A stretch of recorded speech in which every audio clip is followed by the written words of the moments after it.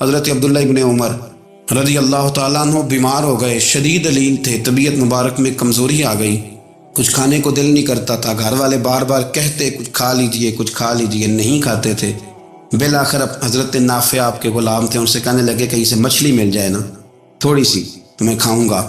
تو کہتے ہیں میں سارے مدینے میں ڈھونڈتا رہا، مچھلی نہ ملی، اگلے دن بھی ڈھونڈی تو نہ ملی، تیسرے دن بھی ڈھونڈی تو نہ ملی، تو فرمانے لگے یار بس چھوٹی سی خواہش ہے، کوئی فرض نہیں ملتی تو رہنے دے۔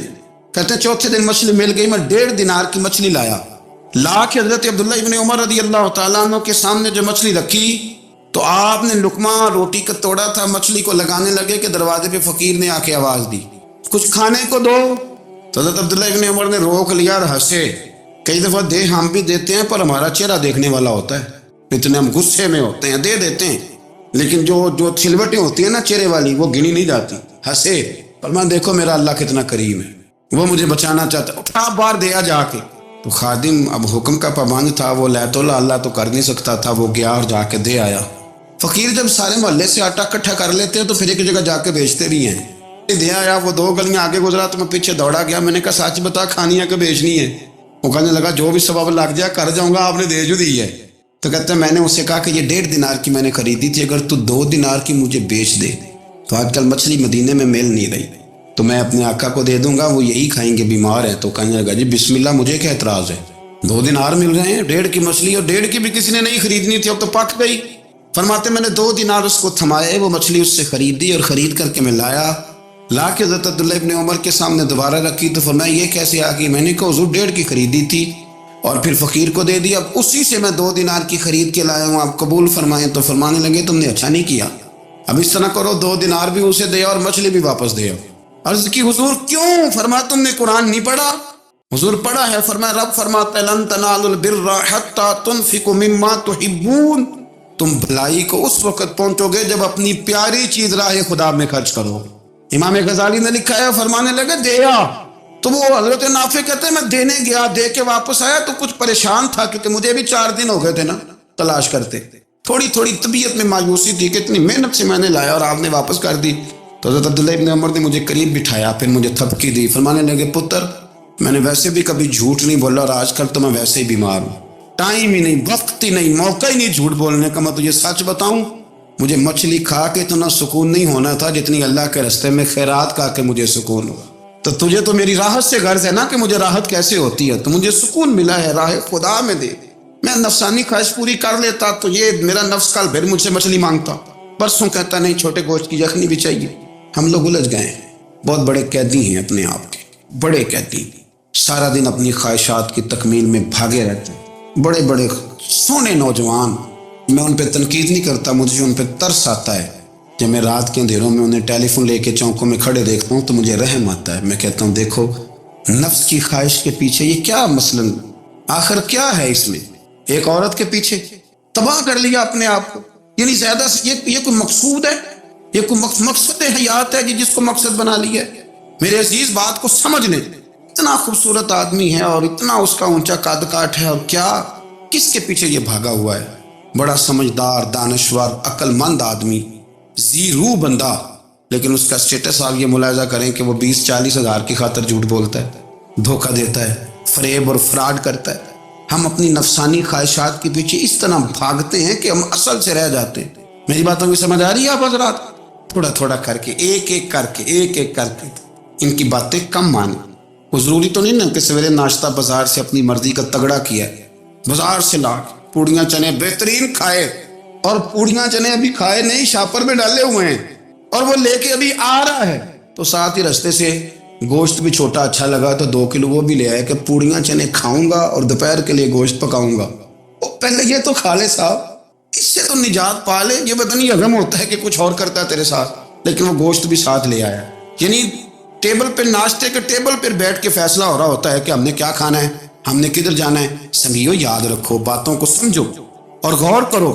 یہ تھوڑا تھوڑا کر کے جب ہم چھٹکارا حاصل کرنے کی کوشش کریں گے نا، چھٹکارا حاصل کرنے کی کسی جگہ سے اگر آپ کو تنبیہ ہوتی ہے نا، تنبیہ، اس میں بھی بڑا مزہ آتا ہے، اس میں بڑا۔ ہمارے ایک بزرگ تھے تو ایک دن نا میں گیا تو کہنے لگے الحمدللہ آج میں بڑے سکون میں ہوں۔ میں نے کہا جی وہ کیا ہوا؟ کہنے لگے میں اپنے آپ کو بڑا پیر صاحب سمجھنے لگ گیا تھا، تو ایک وابڈا کے کسی آدمی سے کام تھا، تو میرے ایک دوست نے مجھے کہا کہ پیر صاحب اس کو ٹیلی فون کر دیں، سنا ہے آپ کا عقیدت مند ہے۔ میں نے اس بندے کو ٹیلی فون کیا تو کہتا ہے پیر صاحب میں عزت آپ کی بڑی کرتا ہوں پر یہ کام نہیں ہو سکتا۔ کہتے ہیں جب اس نے مجھے کہا نا تو کچھ بھی نہیں، تو مجھے بڑا مزہ آیا، ورنہ میرا تو نفس پھول گیا تھا۔ میں تو سمجھتا تھا کہ جو میں کہتا ہوں ویسے ہی ہو جاتا ہے۔ کہتے اس نے تھوڑا سا نا مجھے لیول میں کیا ہے، مجھے مزہ آیا۔ یہ لوگ نا اپنے اوپر بوجھ ڈالتے تھے، یہ تھوڑا تھوڑا پیچھے ہٹتے تھے، یہ سمجھتے تھے کہ اس طرح تو ہماری تکمیل رہ جائے گی۔ صبح سے شام تک اگر اسی نفس کی باتیں مانتے رہیں گے تو خرابی کرے گا۔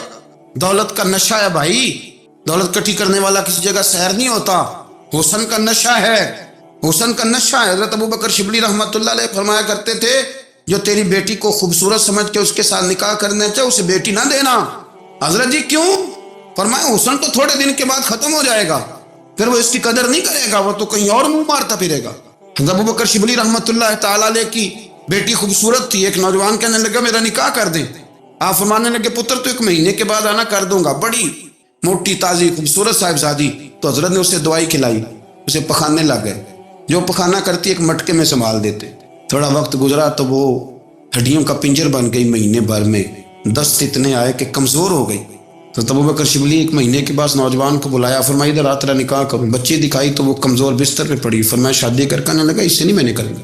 فرمایا یہ وہی ہے؟ کہنے لگا جی نہیں۔ فرمایا تو کہتا تھا مجھے عشق ہے، کدھر گیا تیرا عشق؟ کہنے لگا حضرت صاحب آپ کیسی بات کر رہے ہیں؟ فرمایا ادھر آ۔ پھر وہ مٹکا جس میں گند رکھا تھا وہاں لے گئے، فرمانے لگے تیرا اس کے ساتھ عشق تھا، یہ ہے تیرا عشق۔ فرمایا اچھا تو میں 4 دن روٹی کھلاؤں گا پھر تندرست ہو جائے گی، لیکن میں دیکھنا چاہتا تھا کہ تو میری بیٹی سے پیار کرتا ہے یا اس کے چہرے پہ آنے والی کچھ وقت کے لیے سرخی سے پیار کرتا ہے، اس لالی سے پیار کرتا ہے جو جوانی کے وقت بچوں اور بچیوں پہ آتی ہے۔ کس چیز کے دل دادا؟ یعنی کیا مطلب؟ نفس کی غلامی، سراسر غلامی، اور پلٹ پلٹ کے اور بڑے بڑے سیانے بندے چھوٹی سی خواہش کے لیے، بڑا سمجھدار آدمی، بڑا سیانا بندہ۔ میں ایک بڑے بزرگ عالم تھے، میں ایک دفعہ ملنے گیا تو پائے پکا رہے تھے، خود پائے پکا رہے تھے، تو وہ بڑے پیار کی بات ہوتی ہے نا جی، تو تامت باندھی ہوئی اور بڑی جناب خستہ حالی، اور وہ پائے پکا رہے ہیں۔ تو میں نے ان سے کہا، میں نے کہا حضرت جی پائے تو کسی اور نے بھی پکا لینے تھے، آپ بخاری لے کے بیٹھتے، چلو میری طرح کا کوئی بندہ آپ سے استفادہ بھی کر لیتا۔ اب پائے آپ لائیں گے، پھر پکائیں گے، پھر آپ کھائیں گے، تو یہ تو 24 گھنٹے آپ کسی کام میں گزر جائیں گے۔ تو یہ چھوٹی سی خواہش کے لیے، میں کسی چیز کو حرام نہیں کہہ رہا، قرآن پاک کی جو آیت پڑھی ہے صرف اس کی تفسیر آپ کے سامنے عرض کر رہا ہوں۔ ہماری خواہشات ماں پالتی ہے، آپ کو نہیں پتا کتنے دکھ سہتی ہے۔ میں ان ماؤں کو جانتا ہوں جو بیٹے کے حصوں کی مار بھی اس کے ابے سے کھاتی ہیں، مار کھاتی ہیں۔ وہ ایک خاتون ہے، ایک کان سے سنتا نہیں، میرے پاس ایک دفعہ آئی، کہنے لگی سٹ لگ گئی سی، کوئی دعا کر دیں، کیا کوئی وظیفہ پڑھ؟ ڈاکٹر کہتے ہیں ٹھیک نہیں ہو سکتے۔ میں نے کہا باجی صحیح بتاؤ مسئلہ کیا ہے؟ کہنے نہیں کچھ بھی نہیں، مسئلہ کیا ہونا ہے، پتر غلط نکل آیا ہے، اس کا باپ روز مارتا ہے، آج میں آگے گئی ہوں تو اس نے ایک تھپڑ میرے کان پہ مار دی، پردہ پھٹ گیا۔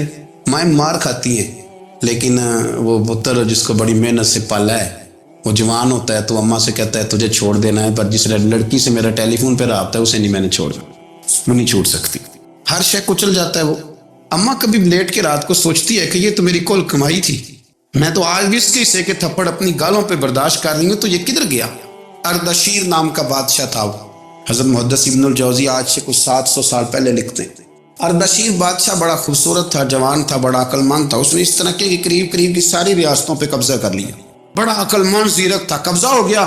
ایک بادشاہ بڑا سخت تھا، اس کے ساتھ جب پنجہ ازمائی ہوئی تو اردشیر کہتا ہے اس سے میرا قبضہ نہیں ہو رہا تھا، اور جب ہم نے ساری ریاستوں نے مل کے اس پر حملہ کیا تو ایک قلعے کے اندر قلعہ بند ہو گیا۔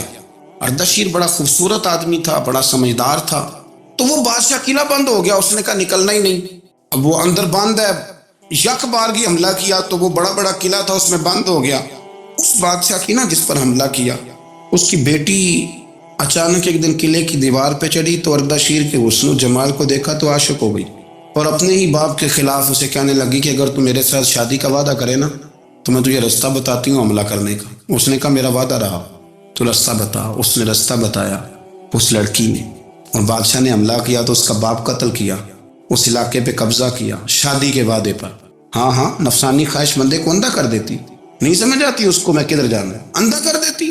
حملہ کیا، اور جب اس لڑکی کو لے کے آیا نا اپنے محل میں، تو پہلے دن شادی کی پہلی رات تھی، تو بستر بچھایا کنیز نے، تو وہ کبھی کروٹ ادھر بدلتی کبھی ادھر بدلتی، تو بادشاہ کہنے لگا کیا ہے؟ کہنے لگی بستر میں کچھ ہے، مجھے تکلیف دے رہی۔